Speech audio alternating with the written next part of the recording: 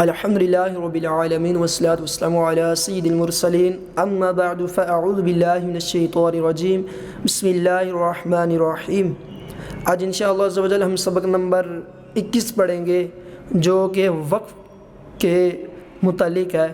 پیچھے ہم نے تقریباً ہر چیز کے متعلق ہم نے اسباق مکمل کیے ہیں، سمجھے ہیں، اور آج انشاءاللہ عز و جل ہم ویسے اسباق کے لحاظ سے سبق یہ آخری ہے، اس کے بعد نماز والا سبق نمبر 22 ہے، تو اس کے اندر انشاءاللہ عز و جل ہم نماز درست کریں گے، ٹھیک ہے۔ اس کے اندر جو قواعد ہیں ان کو ہم درست کریں گے، تو قواعد کو کس طرح اس کے اوپر اپلائی کرتے ہوئے ہم نے پڑھتے جانا ہے۔ تو آئیے ہم اس کو شروع کرتے ہیں، اور سبق کا نام وقف ہے، اور وقف کے ہی متعلق اس کے اندر ساری وضاحت ہے۔ تو وقف کس کو کہتے ہیں؟ وقف کے معنی ٹھہرنے اور رکنے کے ہیں، یعنی جس کلمے پر وقف کریں تو اس کلمے کے آخری حرف پر آواز اور سانس دونوں ختم کر دیں۔ یعنی قرآن پاک کے اندر جب بھی ہم قرآن پاک پڑھ رہے ہوتے ہیں تو آیت مکمل ہوتی ہے، تو وہاں پر ہم آواز بھی ختم کر دیتے ہیں اور سانس بھی توڑ دیتے ہیں، تو یہی اسی کو ہی وقف کہتے ہیں۔ کلمے کے آخری حرف پر زبر زیر پیش، دو زبر یا دو زیر یا دو پیش ہوں، کھڑا زیر اور الٹا پیش ہوں تو اس حرف کو وقف میں ساکن کر دیں۔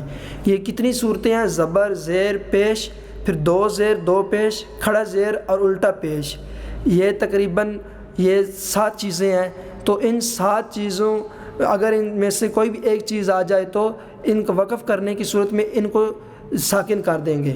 کلمے کے آخری حرف، اس کی مزید وضاحت آگے سبق کے اندر میں بتاؤں گا۔ تو کلمے کے آخری حرف پر 2 زبر ہوں تو انہیں وقف میں الف سے بدل دیں، ٹھیک ہے۔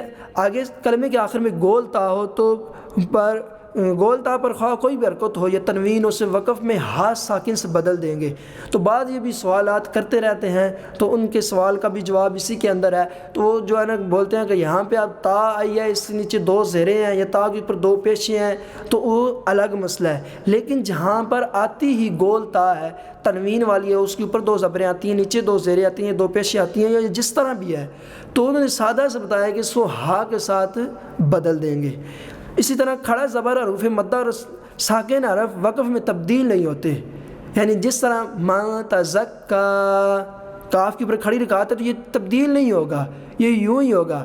جس طرح کوئی لفظ آتا ہے، جس طرح کوئی بھی اسی کے مدہ کی مثال لے لیتے ہیں، جس طرح میر ربی، یعنی میں نے تو یہ مثال کے طور پہ آگے سمجھایا کہ آگے یہاں مدہ اور اگر آگے وقف بھی آ رہا ہے تو یہاں پر بھی اس کو یوں ہی پڑھیں گے، بلکہ یہ چینج نہیں ہوگا۔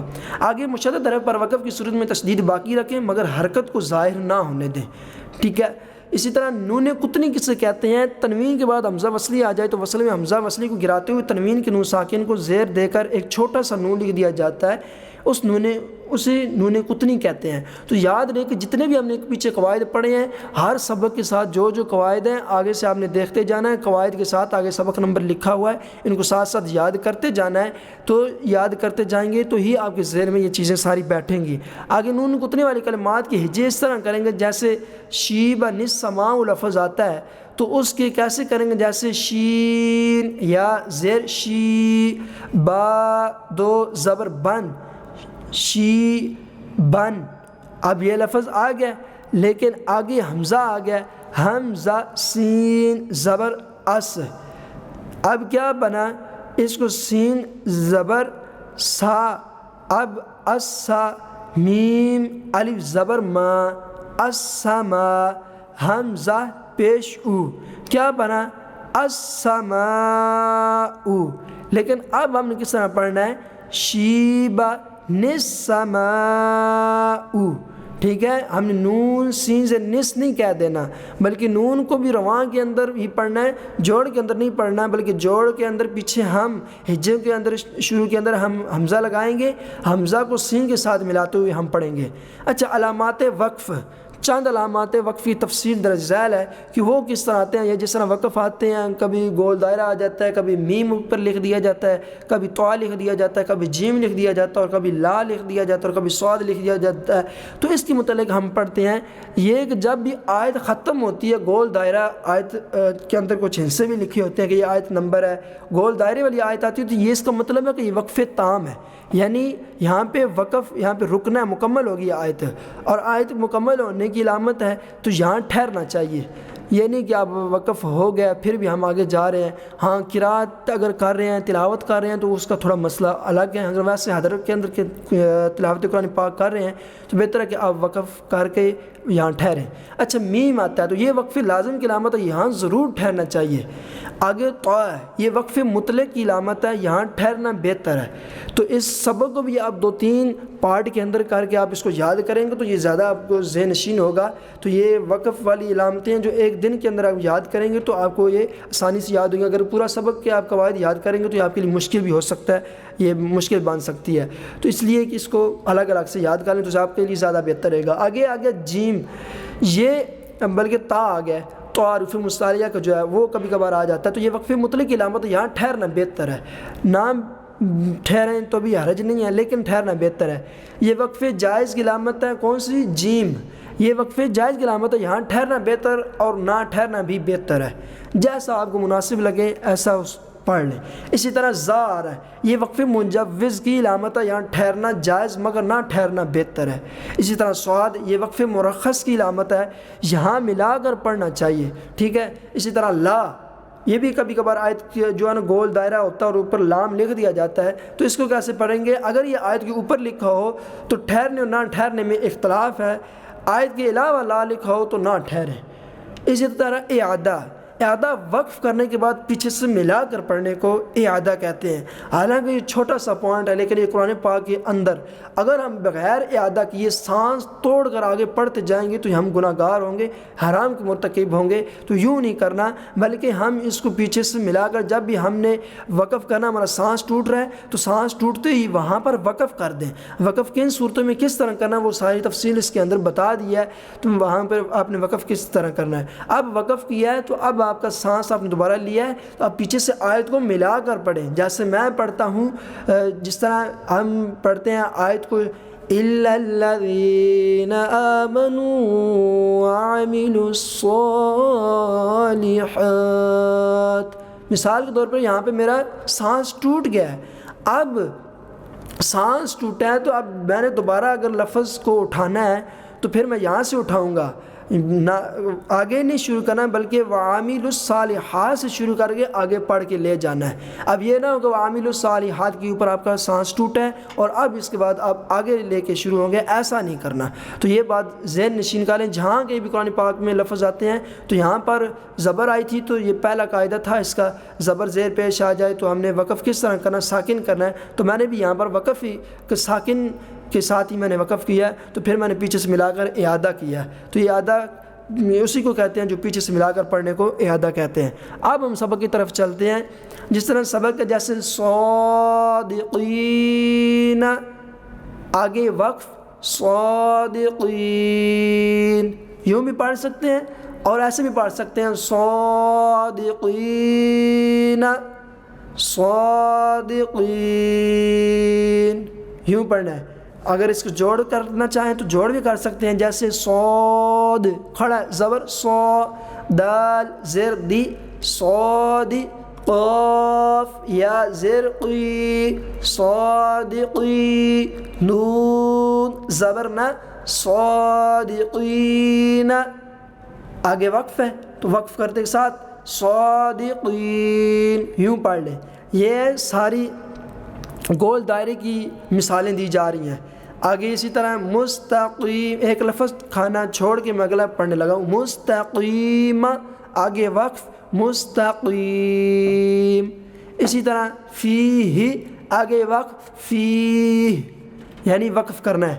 شافتین, آگے وقف شافتین. بالحق, آگے وقف بالحق, یوں. اسی طرح آگے گول دائرے والی ہے, اس کو چھوڑ کے آگے پھر طاء کی شکل آ گئی ہے. جیسے یشاء, آگے وقف یشاء, وقف ہو گیا. اسی طرح من قبل, آگے وقف من قبل. ٹھیک ہے. شہرن, اس کا آگے دوسرا اگر وقف کر کے پڑھیں گے تو شہر پڑھیں گے. اسی طرح شیئن, اگر وقف کریں گے تو شیء. ٹھیک ہے. اگر قسطی لفظ ہے, اگر وقف کرنا ہے تو قسط پڑھیں گے. اسی طرح پھر آگے طا والی آ گیا لہون، وقف کریں گے تو لہ، اسی طرح قدیرن وقف کریں گے تو قدیر، جس طرح ہم پڑھتے ہیں کہ ان اللہ علی کل شیء قدیر، یوں کر دیا ہے۔ آگے برقن وقف برق، اسی طرح ہے آگے جیم کیا، پھر آگے گول تا کی ساری ہو گئی ہیں شروع، لیکن یہاں پہ آگے دیکھیں گول تا کی شروع تو ہو رہی ہیں لیکن آگے ہا آ گیا ہے، تو اس کو بھی ہا کے ساتھ ساکن کریں گے، ٹھیک ہے۔ عبادی، ٹھیک ہے، میں نیچے والے پڑھ رہا ہوں، ویسے لفظ عبادی ہی، آگے وقف عبادی، اسی طرح پھر ایک لفظ کھانا چھوڑ کے اگلا دیکھ لیں، ربہ، آگے وقف ربہ، اسی طرح اخلدہ، آگے وقف اخلدہ، یعنی ہا کو بھی ساکن کرنا ہے ہم نے۔ اسی طرح ایک کھانا چھوڑ کر آگے دیکھیں الفافن، آگے وقف الفافا، کیونکہ ہم نے قاعدہ پڑھا تھا کہ اگر دو تنوین دو زبریں آ جائیں تو اس کو زبر کے ساتھ بدل دیں گے، تو یہاں پر بھی ہم نے زبر کے ساتھ بدلا ہے، تو اس کو بدلنے کے ساتھ ہی ہم نے اس کو پڑھا ہے۔ تو یہ بھی بات یاد رکھ لیں، جہاں پر الف آ جائے یعنی دو زبریں آئی ہیں تو اس کو ہم نے الف کے ساتھ بدلا ہے، اور اگر ایک الف آ جاتی ہے، مثال کے طور پہ ایک زبر آ جاتی ہے تو اس کو کس طرح پڑھنا ہے اس کی بھی آگے مثال آئے گی، تو انشاءاللہ عز و جل میں اس کو بھی کور کروں گا۔ جیسے آگے دیکھتے ہیں اسی کا نبیان، آگے وقف نبیہ، اب گول تا کی مثال آ گئی ہے، جیسے قوتاً، آگے وقف آیا ہے، اس کے بعد کیا پڑھیں گے قوہ، آگے اسی کے میں نیچے والے پڑھنے لگا ہوں تینوں لفظ، قوہ، رقبہ، جاریہ، یہ گول ہا جو ہے تا اس کو ہا کے ساتھ بدلنے کی یہ صورت ہے۔ آگے کھڑی رکعت آئی ہے، اس کی مثال ہے وَتَوَلَّى اولا فَتَرْضَى، یہ ہے کھڑی رکعت کی۔ آگے ساکن ہے تو ساکن کی حالت بالکل بدلتی ہی نہیں ہے، جیسے وَانْحَرْ یا فَرْغَب یا فَحَدِّث، یہ یوں ہی پڑھے جائیں گے۔ اسی طرح الف مدہ ہو رہا ہے تو یہاں پر بھی فیہا، آگے واو مدہ ہو رہا ہے تہتدوا، آگے یا مدہ ہو رہا ہے قولی، یوں پڑھیں گے۔ اب آگے وقف کی صورت کے اندر جو لفظ پڑھے جانے ہیں وہ آگے ہیں، جیسے خیر الوصیۃ، اگر وقف کر کے پڑھیں گے جیسے خیر الوصیۃ، وقف کیا ہے خیر، اب اس کو آگے پڑھیں گے تو الوصیۃ پڑھیں گے۔ جس طرح شیبہ کے اوپر ہم مثال پڑھ کے آئے ہیں اور جوڑ کرنے کا بھی طریقہ بتایا گیا ہے کہ اس کی جوڑ کس طرح کرنے ہیں۔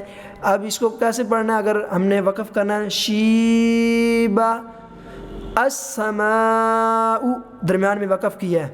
اسی طرح آخری لفظ دیکھیں خبیر الذی، ٹھیک ہے، خبیر الذی پڑھا ہے تو اب وقف کریں گے تو کیا پڑھے بنے گا خبیر الذی، ٹھیک ہے۔